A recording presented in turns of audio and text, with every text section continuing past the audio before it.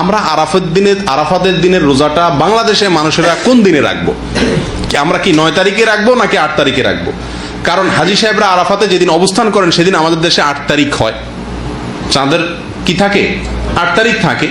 তো আমরা কি হাজী সাহেবরা আরাফাতের মধ্যে অবস্থান করছেন সেদিকে তাকায় 8 তারিখেই রাখবো, নাকি হাজী সাহেবরা সৌদি আরবে যেহেতু 9 তারিখে আরাফাতের ময়দানে অবস্থান করছেন অতএব ওই 9-এর দিকে তাকে আমরা 9 তারিখে রাখবো? এটা নিয়ে একটা ধোঁয়াশা, একটা প্রশ্ন আমাদের ভেতরে কম বেশ আছে।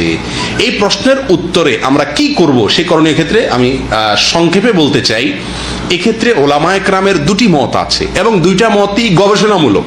এর কোনোটাই কোনো হাদিস থেকে স্পষ্টভাবে সমর্থিত না, বরং উভয় মতই যার যার বুঝ এবং গবেষণা লব্ধ।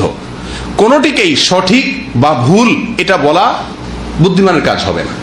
অনেক ওলামায়ে কেরাম বলেন আমরা হাজী সাহেবরা আরাফাতের ময়দানে যেদিন অবস্থান করবেন পৃথিবীর সকল প্রান্ত থেকেই আমরা হাজী সাহেবদের ওই অবস্থানের আরাফাতের অবস্থানের দিনেই কি রাখবো? রোজা রাখবো। এটাই হলো আরাফাত দিনের রোজা।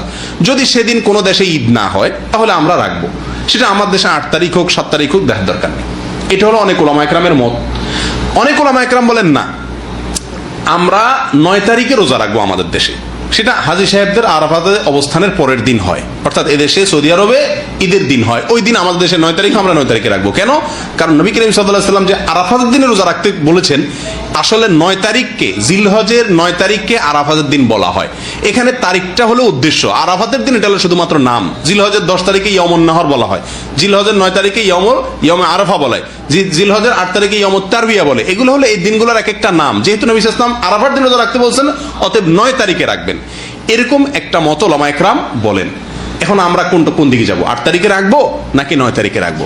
আমি বলি, যেহেতু কোনো মতের পক্ষেই সুস্পষ্ট কোনো হাদিস নাই, অতএব আমাদের জন্য সবচেয়ে যুক্তিসঙ্গত হলো দোনো দিন রাখা, 8 তারিখে এবং 9 তারিখে রাখা। কারণ জিলহজের 1 থেকে 9 তারিখ পর্যন্ত এর প্রত্যেকটা দিনই আমাদের কম বেশ রোজা রাখার চেষ্টা করা উচিত।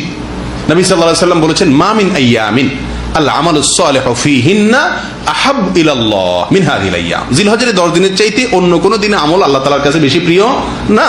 এইজন্য ওলামায়ে কেরাম বলেন যে এই 10 দিনের প্রথম দিনগুলো, ঈদের দিন বাদে প্রথম দিনগুলো প্রত্যেকটা দিনই কি রাখা উচিত? নফল রোজা রাখা উচিত। তবে বিশেষভাবে হাদিসে নির্দেশ হলো কিসের? আরাফাতের দিন রাখার জন্য। অতএব আমরা যদি 8-9, আমাদের দেশের লোকেরা 8-9 উভয় দিন আমরা রোজা রাখি জিলহজের, তাহলে সেক্ষেত্রে সন্দেহাতীত ভাবে আরাফাতের দিনের রোজা রাখা আমার হয়ে যাবে। অতএব এই 8-9 উভয় দিন রাখাই আমাদের জন্য সবচেয়ে উত্তম এবং বেস্ট। আল্লাহ তাআলা আমাদেরকে আমলের তৌফিক দান করুন।